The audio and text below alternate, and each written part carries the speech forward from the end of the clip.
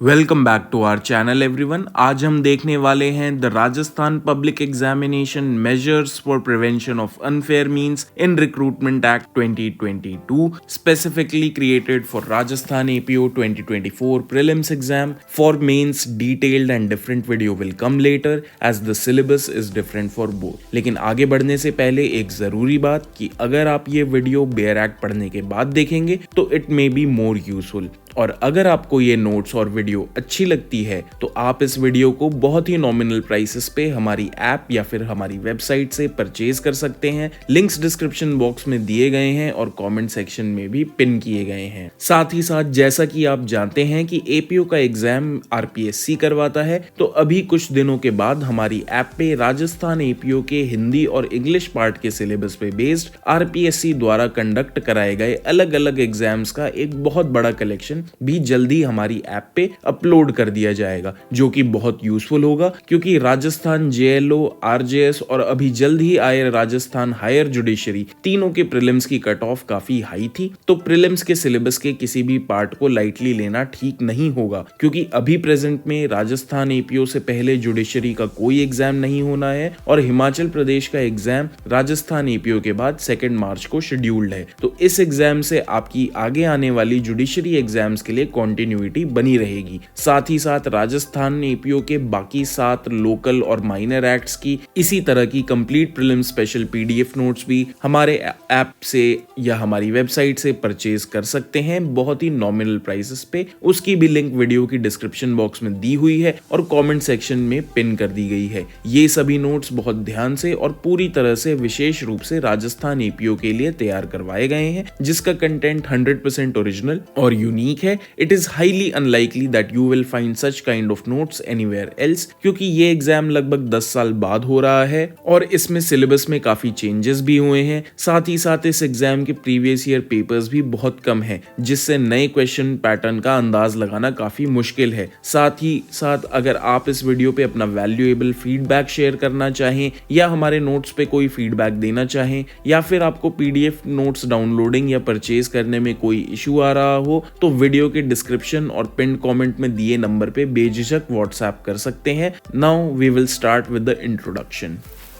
Short notes देखने से पहले कुछ इंट्रोडक्टरी चीजें इस एक्ट से रिलेटेड देख लेते हैं। The act number is 6 of 2022। This act is applicable throughout the whole of Rajasthan. There are 20 sections in the act. 2 schedule हैं। असेंट ऑफ गवर्नर मिला था 5 अप्रैल 2022 को। ये एक्ट पब्लिश हुआ था 6 अप्रैल 2022 को गजेट के अंदर और इन्फोर्समेंट डेट है इसकी 12 अप्रैल 2022। प्रीएम्बल कहता है this act has been made for effective measures to prevent and curb the offense of leakage of question papers and use of unfair means at public examinations for recruitment। याद रखना है for recruitment। आइए अब short note से शुरू करते हैं। सबसे पहले है सेक्शन 2, जिसके अंदर डेफिनेशंस दी गई हैं। सेक्शन 2A डिफाइन करता है कंडक्ट ऑफ पब्लिक एग्जामिनेशन को। Conduct of public examination means and includes preparation, printing, supervision, coding, processing, storing, transportation, distribution, collection of question papers, answer sheets, OMR sheets, evaluation and declaration of results. Conduct of public examination will mean and include preparation, printing, supervision, coding, processing, storing, transportation, distribution, collection of question papers, answer sheets, OMR sheets, evaluation and declaration of results। कोई भी चीज जो कि related है exam के conduct में, अगर आपने पहले एग्जाम्स दिए हैं तो पूरा जो प्रोसेस होता है वो हर चीज आती है कंडक्ट ऑफ पब्लिक एग्जामिनेशन के अंदर। 2B डिफाइन करता है एग्जामिनेशन को, एग्जामिनेशन अथॉरिटी को, which is given in schedule 1। 2C define करता है एग्जामिनेशन सेंटर को। It means any institution or part of it, any place fixed or used for holding public examination and includes entire premises. 2D define करता है examinee को। It means any person granted permission to appear in public examination by the concerned authority. कोई भी person जिसको permission grant की है public examination में appear होने के लिए कंसर्न्ड अथॉरिटी ने, वो एग्जामिनी होगा। It includes a person authorised as scribe. अगर आप एज अ स्क्राइब भी जा रहे हैं किसी के लिए आंसर लिखने किसी एग्जाम में, then also you are considered an examinee. 2E define करता है पब्लिक एग्जामिनेशन को। It means examination for recruitment to any post under the state government body, authority, board, corporation specified in schedule 2। Public examination is for recruitment to any post under state government, कोई state की body है, authority है, board है, corporation है जो कि schedule 2 के अंदर स्पेसिफाई की गई है। 2F डिफाइन करता है अनफेयर मीन्स को and it includes inclusive definition दी गई है with respect to examinee. Examinee के लिए अनफेयर मीन्स क्या क्या होंगे? Taking unauthorized help from person or group or directly or either directly or indirectly, या फिर कोई मटेरियल रिटन, रिकॉर्डेड, कॉपीड या printed, or use of unauthorized electronic mechanical instruments or gadgets. अगर कोई भी एग्जामिनी किसी पर्सन से अनऑथराइज्ड हेल्प लेता है या फिर किसी ग्रुप से इधर डायरेक्टली या इनडायरेक्टली, या फिर कोई ऐसा मटेरियल यूज करता है जो कि रिटन, रिकॉर्डेड, कॉपीड या प्रिंटेड है, या फिर वो अनऑथराइज्ड इलेक्ट्रॉनिक मैकेनिकल इंस्ट्रूमेंट्स या गैजेट्स यूज करता है, then he is said to use unfair means। कोई और पर्सन, एनी पर्सन मीन्स कोई और पर्सन अगर impersonate करता है, लीक करता है, अटेम्प्ट करता है लीक करने का, कंस्पायर करता है पोजेस करने के लिए, सॉल्व करने के लिए, या अटेम्प्ट करता है सॉल्व करने के लिए, या फिर असिस्टेंस लेता है या एग्जामिनी को असिस्ट करता है इन एग्जाम या फिर पेपर लीक करने के लिए, तो such person is said to use unfair means. तो दो पार्ट्स हैं इस डेफिनेशन के। इंक्लूसिव डेफिनेशन दी गई है, पहला पार्ट है एग्जामिनी के लिए, दूसरा पार्ट है किसी और व्यक्ति के लिए। एक्सप्लेनेशन में बताया गया है कि any person includes examinee as well. 2G में बताया गया है सिंपली कि any word or expression which is used in this act but not defined will be taken from IPC। Section 3 बात करता है prohibition of use of unfair means no person shall use. मतलब एक जनरल सेक्शन है ये कि no person will use, shall use unfair means in public examination. Section 4 बात करता है possession and disclosure of questions paper के बारे में। No person who is authorized by virtue of duties will open, leak, procure, attempt to procure, possess, solve, give confidential information, promise confidential information to any person or examinee with respect to the paper. कोई भी person जिसकी exam में या exam से related activities में duty लगी हुई है, ओपन नहीं कर सकता पेपर को, लीक नहीं कर सकता, प्रोक्योर नहीं कर सकता, अटेम्प्ट नहीं कर सकता प्रोक्योर करने के लिए, पोजेस नहीं कर सकता, सॉल्व नहीं कर सकता, कोई कॉन्फिडेंशियल इंफॉर्मेशन नहीं दे सकता, या फिर कोई कॉन्फिडेंशियल इंफॉर्मेशन प्रॉमिस नहीं कर सकता to any person or examinee with respect to the paper. Section 5 बात करता है prevention of leakage by persons interested with examination work. No person who is interested or engaged with public examination will directly or indirectly divulge, cause to be divulged or make known to any other person any information or part of it which has come to his knowledge by virtue of work entrusted to him। कोई भी person जिसको interest किया गया है या engage किया गया है with respect to the public examination, directly या इनडायरेक्टली डाइवल्ज नहीं करेगा, कॉज टू बी डाइवल्ज नहीं करेगा, या फिर कोई भी ऐसी इंफॉर्मेशन उजागर नहीं करेगा टू एनी अदर पर्सन, कोई इंफॉर्मेशन या फिर part of that information which has come to his knowledge by virtue of work interested to him, जो उसको पता चली है by virtue of work which is interested to him with respect to that public examination. Section 6 बात करता है unauthorised possession or disclosure of question paper and answer sheet, OMR sheet in any form. कोई भी व्यक्ति अगर procure करता है, attempt करता है प्रोक्योर करने के लिए, पोजेस करता है या इम्पार्ट करता है या ऑफर करता है इम्पार्ट करने के लिए कोई भी information with respect to the paper या फिर आंसर शीट या OMR sheet will set to be in unauthorized possession or disclosure of question paper, answer sheet, OMR sheet in any form. Section 7 बात करता है prohibition to enter in examination center only the person who are interested or engaged with examination or conduct of examination और examinee शैल enter. सिर्फ कौन कौन लोग enter कर सकते हैं एग्जामिनेशन सेंटर के अंदर? कोई भी पर्सन जो कि जो इंटरेस्ट किया गया है पब्लिक एग्जामिनेशन से या उसे एंगेज किया है पब्लिक एग्जामिनेशन के लिए या कंडक्ट ऑफ एग्जामिनेशन के लिए। और एग्जामिनी सिर्फ यही लोग एंटर कर सकते हैं एग्जामिनेशन सेंटर के अंदर। सेक्शन 8 बात करता है no place other than examination centre to be used for public examination. कोई भी place other than examination centre public examination को कंडक्ट करने के लिए यूज नहीं की जाएगी। सेक्शन 9 बात करता है कि अगर ऑफेंस मैनेजमेंट ने या इंस्टीट्यूशन ने या किसी और व्यक्ति ने किए हो तो 9 सब क्लॉज 1 बात करता है दैट अगर ऑफेंस है मैनेजमेंट, इंस्टीट्यूशन या एलएलपी के द्वारा तो जो भी पर्सन इंचार्ज था या फिर रिस्पॉन्सिबल था for the conduct of business or any other thing will be deemed guilty and liable to be proceeded against. Proviso ये कहता है कि अगर उस पर्सन की नॉलेज के बिना वो चीज हुई है और उसने ड्यू डिलिजेंस को एक्सरसाइज किया है तब that person will not B liable. 9(2) कहता है कि नॉट विथ स्टैंडिंग 9(1) में भले ही कुछ भी लिखा हो 9(2) will prevail. Notwithstanding 9(1) if it is proved that the offence was committed with the consent, connivance या neglect on part of director, partner, manager, secretary, officer of management institution or LLP, then such people will be liable. Section 10 बात करता है penalties की। If unfair means are used by the examinee in section 2F sub clause I तो punishment होगी 0 से 3 साल की सजा और फाइन होगा मिनिमम 1 लाख रुपए का, यानी अप टू 3 साल की सजा और मिनिमम 1 लाख रुपए का फाइन किसके ऊपर लगेगा? एग्जामिनी के ऊपर लगेगा। अगर वो फाइन नहीं पे करता है तो एडिशनल 9 महीने की सजा होगी एग्जामिनी को। अगर अनफेयर मीन्स 2F2 के अंदर कोई और पर्सन यूज करता है, एनी पर्सन यूज करता है तो उसको सजा होगी 5 से 10 साल की सजा होगी और फाइन उसको देना पड़ेगा 10 लाख से 10 करोड़ तक का। और अगर वो फाइन नहीं करता है तो एडिशनल 2 साल की सजा भी झेलनी पड़ेगी। प्रोवाइजो में लिखा गया है कि for adequate and special reasons court जो है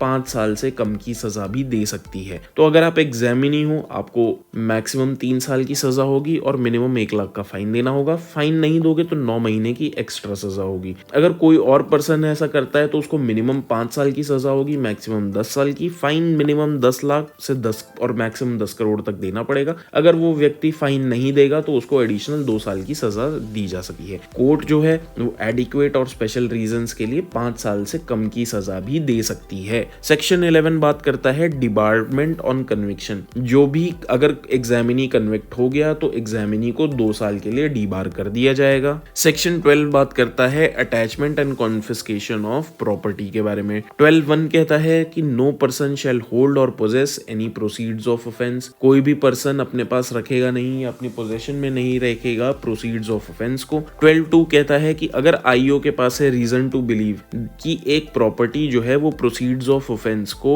रिप्रेजेंट करती है तो वो with prior approval of state government वो सीजिंग द प्रॉपर्टी का ऑर्डर पास कर देगा, सीजर ऑर्डर पास कर देगा। ये सीजर ऑर्डर वो मूवेबल, इमूवेबल या दोनों प्रॉपर्टीज के लिए कर सकता है और अगर प्रैक्टिकेबल नहीं है सीज करना तो वो उसको अटैच कर देगा। Such property will not be transferred or dealt with without prior permission of investigating officer or designated court. तो सिंपल सी बात की गई है, कोई भी पर्सन पहली बात तो होल्ड नहीं करेगा या पोजेस नहीं करेगा प्रोसीड्स ऑफ ऑफेंस को। अगर आईओ को रीजन टू बिलीव है कि ये प्रॉपर्टी प्रोसीड्स ऑफ ऑफेंस को रिप्रेजेंट करती है तो वो स्टेट गवर्नमेंट की अप्रूवल लेके प्रॉपर्टी को सीज कर देगा। और अगर उसको लगता है कि it is not practicable to seize such property तो वो उसको अटैच कर देगा। और such property will not be transferred or dealt with without the prior permission of IO or designated court. 12(3) कहता है that investigating officer will inform designated court with in 48 hours of attachment और scissor. Attachment या scissor करने के बाद IO को designated court को inform करना होगा विद इन 48 आवर्स।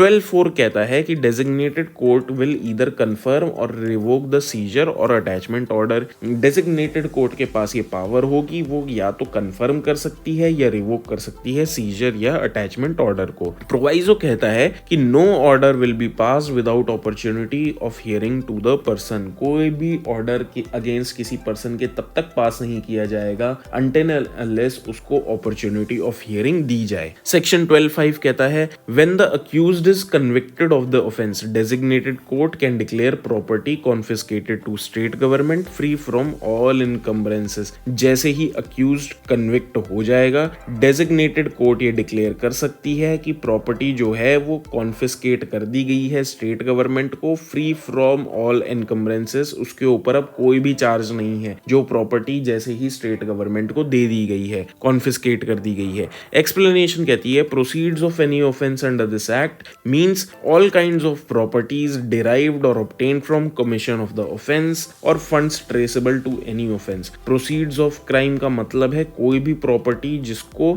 इस एक्ट के अंदर किसी ऑफेंस के द्वारा अर्जित किया गया हो, वो कैश भी इंक्लूड करेगा in respective in whose position it is found. जरूरी नहीं है कि वो कैश सिर्फ अक्यूज्ड की पोजीशन में ही मिले। Next section is section 13। Section 13 बात करता है liability of the management to pay costs and expenditure. अगर कोई मैनेजमेंट इंस्टीट्यूशन या एलएलपी को सेक्शन 10(2) के अंदर गिल्टी पाया जाता है, then they are liable to pay all the costs and expenditure of the examination and this will be determined by the designated court and they will be banned forever. कोई भी अगर management institution या LLP को guilty पाया जाता है section 10(2) के अंदर, तो सबसे पहले तो पूरी कॉस्ट और एक्सपेंडिचर देंगे उस एग्जामिनेशन की and this will B deserve. Cost और एक्सपेंडिचर क्या होगी वो डेजिग्नेटेड कोड डिटरमाइन करेगा और उसको मैनेजमेंट इंस्टीट्यूशन या एलएलपी को हमेशा के लिए बैन भी कर देगा। सेक्शन 14 कहता है ऑफेंसेस जो होंगे वो कॉग्निजेबल होंगे, नॉन बेलेबल होंगे और नॉन कंपाउंडेबल होंगे। सेक्शन 15 कहता है इन्वेस्टिगेशन ऑफ ऑफेंस कौन करेगा, मिनिमम एएसपी रैंक का अधिकारी करेगा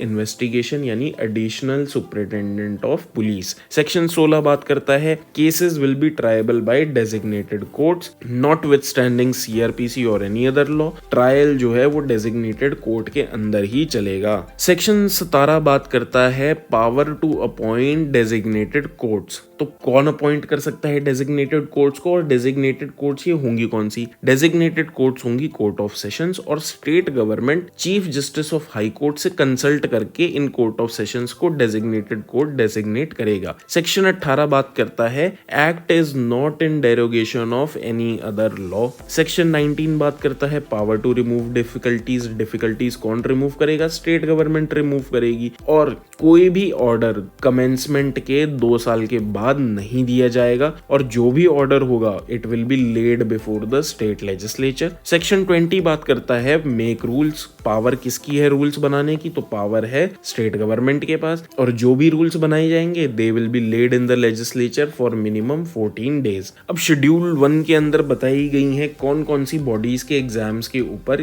ये वाला एक्ट 2022 का एक्ट एप्लीकेबल होगा। तो आरपीएससी के एग्जाम पे, राजस्थान हाई कोर्ट के एग्जाम पे, Rajasthan state subordinate services board के एग्जाम पे, किसी अथॉरिटी के एग्जाम पे, किसी एजेंसी के एग्जाम पे, किसी स्टेट यूनिवर्सिटी के एग्जाम पे, Rajasthan board of secondary education के एग्जाम पे, कोई भी राजस्थान पुलिस रिक्रूटमेंट का एग्जाम है जयपुर का, उसके एग्जाम पे, स्टेट गवर्नमेंट के एग्जाम पे, पीएसयू के एग्जाम पे, किसी सोसाइटी के एग्जाम पे, किसी कॉर्पोरेशन या local body of state government के एग्जाम पे, इन सभी बॉडीज के एग्जाम्स पे अप्लाई करेगा। और शेड्यूल 2 कहता है कि ये जो बॉडीज हैं इन जो मेंशन की गई हैं इन सभी के एग्जाम्स पे, जो भी एग्जाम्स ये बॉडीज कंडक्ट कराती हैं, ये एक्ट एप्लीकेबल होगा। So with this we are done with short notes of the 2022 act. अगर आपको ये वीडियो अच्छा लगा और ये पीडीएफ आपको अच्छी लगी तो एज अ रिवीजन टूल आप इस पीडीएफ को बहुत ही नॉमिनल प्राइसेस पे परचेज कर सकते हैं हमारी ऐप और हमारी वेबसाइट से। और ऐसे ही राजस्थान एपीओ में आने वाले बाकी 7 लोकल और माइनर एक्ट्स के भी नोट्स आप बहुत ही नॉमिनल प्राइसेस पे परचेज कर सकते हैं हमारी वेबसाइट या ऐप से। लिंक्स डिस्क्रिप्शन बॉक्स में गिवन है और कमेंट सेक्शन में पिन कर दिए गए हैं। Thank you for watching this video. अगर आपको ये वीडियो अच्छा लगा तो वीडियो को लाइक करें, चैनल को सब्सक्राइब करें। अगर पसंद नहीं आया तो मत करिएगा।